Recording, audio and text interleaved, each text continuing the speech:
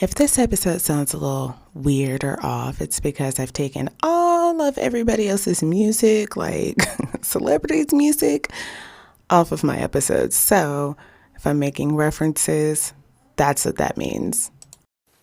If you're not listening on Anchor, you can't hear this badass intro. Welcome back to The Queen's Table. I am your host, Marissa J. Today is March 1st, 2018, and the topic is HB or House Bill 2208.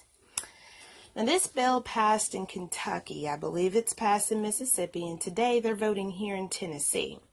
The bill was originated last year to allow for more SROs in only two counties in Tennessee. But in light of the Florida shootings that killed 17 people, it changed to cover all counties in Tennessee to allow for teachers to carry firearms.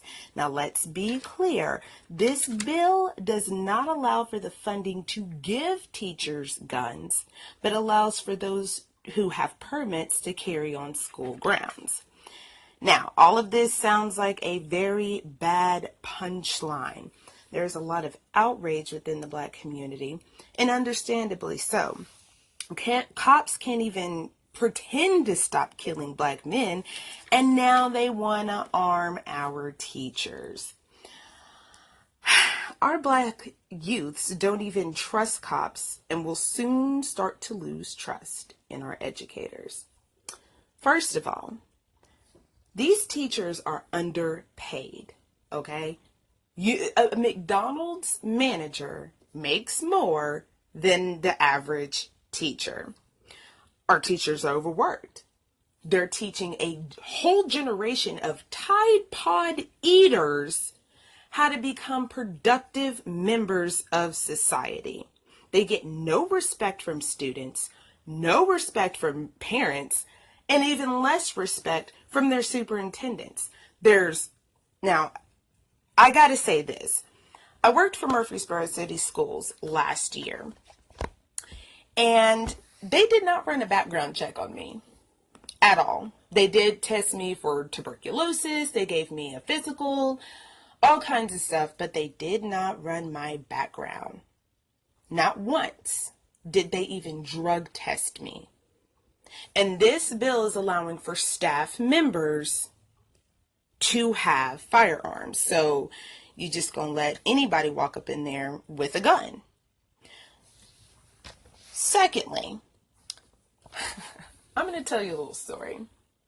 Well, the point of the story is I've been called nigger by a teacher before. So let me tell you what happened. I was about in the third grade, and I remember the school I was going to. I actually remember the teacher's name, and she is still teaching. I'm horrible at math, and we were going over our multiplication facts. And she looks at me, and under her breath, she says, "You niggers just can't do anything, can you?" So I go home. I'm in tears. I tell my mom, I tell my dad what happened. And you could just see their hearts breaking, okay? But they told me, Marissa, that's horrible. That's a terrible thing that happened to you. But you know what? There's shitty people in the world. And they're going to say shitty things to you. And they're going to do shitty things to you. And you need to be able to let that roll off of your back and focus on what you need to be focusing on. Next year, you're not going to have her as a teacher.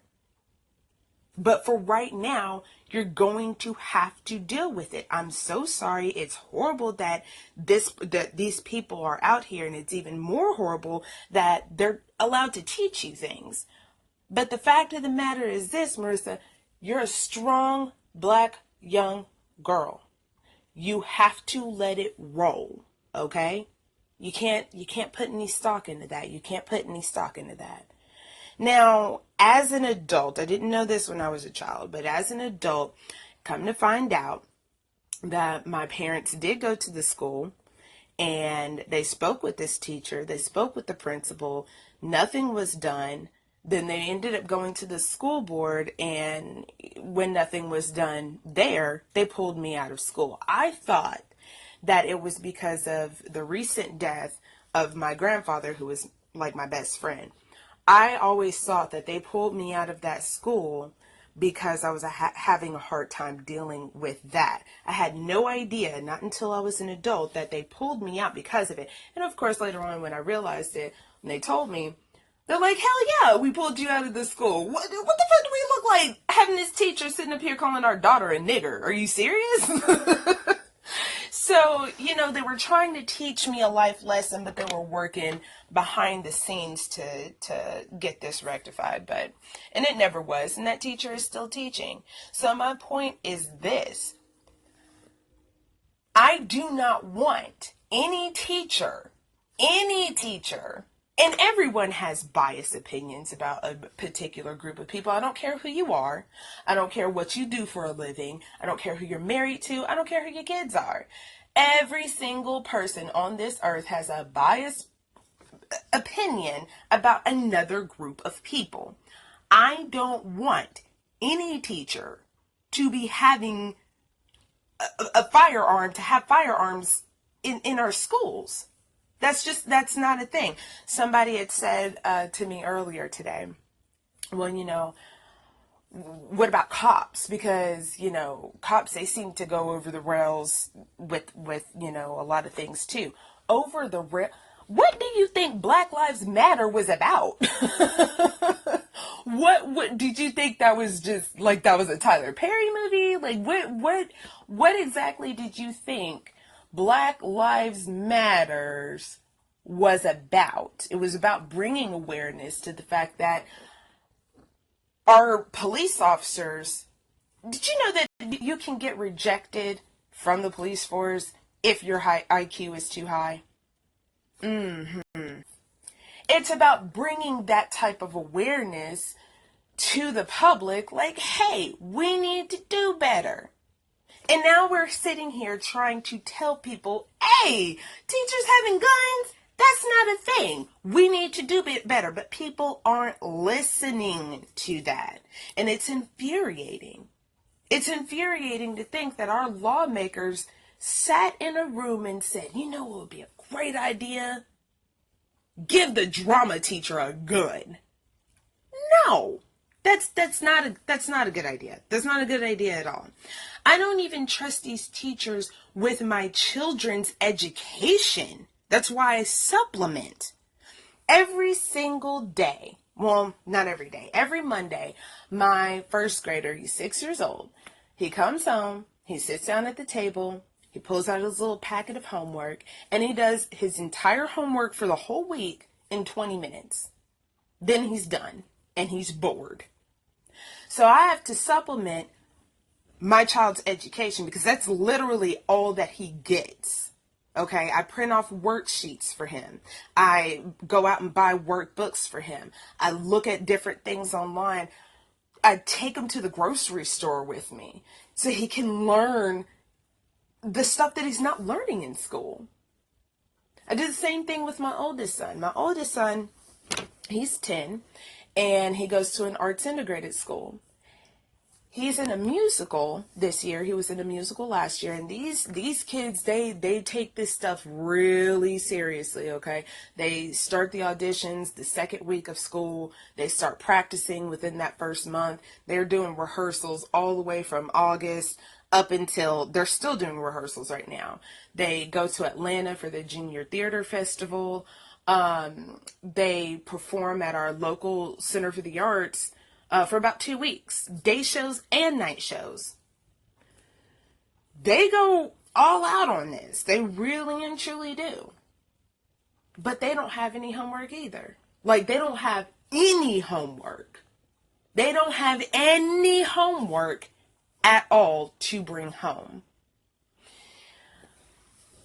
It would be so great for this school if they would actually give them homework. It would be so great for them to continue on with this, but this school stops at 6th grade. There's no arts integrated middle school or high school in this area. So not only are they taking away, they're giving these kids something to be passionate about, and then they're taking it away. So not only that, but these children are going to be so far behind by the time they do hit middle school. So I don't even trust these teachers with my child's education, I damn sure don't trust them while they're armed. The issue here isn't about guns at all. It's about properly evaluating these troubled teens. And I say troubled because that's what they say. If it was black kids or Hispanics or Asians shooting up schools, they would be terrorists. Okay? And you and I both know that. But that's not the narrative here. The narrative that they're using is that these people have mental health issues. So that's the problem that we're going to address.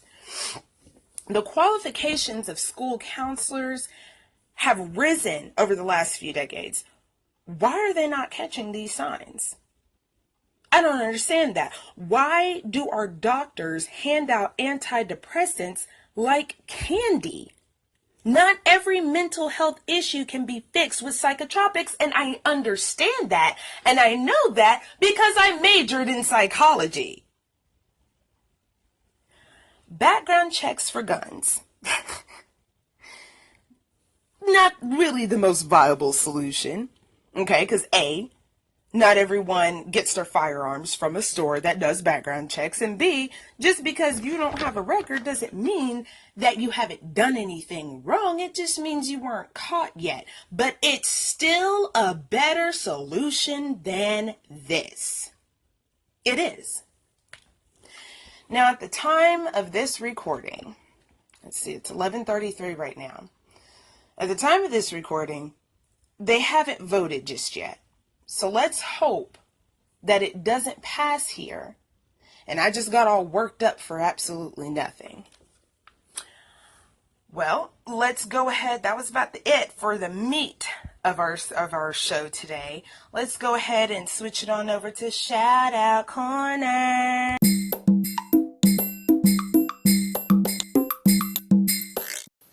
Hey, all right. So at the end of each show, I want to plug in a Black-owned business. And this week, I've got Creative Expression. So let me go ahead and spell it out for you. So that way, when you put it into your Google search engine, you get the right thing. It's Kreative Expressionz. You can find her on Facebook at Kavonda's Creative Expressions, and Kavonda is spelled Kavonda. You can email her at kavonda8@aol.com, or you can call her at 629-335-0131. Let me tell you about Kavonda. Okay, Kavonda hooked my homegirl up. What she does is she puts these gorgeous prints on fabric. So it can be pants, a shirt, jacket. That's what she did for my homegirl. And I believe my sister too. I believe my sister got one for her and my niece. But the jackets that she did, the prints on these jackets that she did, it's this beautiful mosaic of Black people. And the caption is, "My roots run deep." Girl, yes. Okay, so be sure to go ahead, hit her up, find her on Facebook, like her page, okay? Order some stuff, support our Black-owned businesses, okay? And if you want me to give a shout out to a Black-owned business, if you have any show ideas, or you just want to comment on this show, please email me at tqtpodcast@gmail.com. Stay Black and stay woke.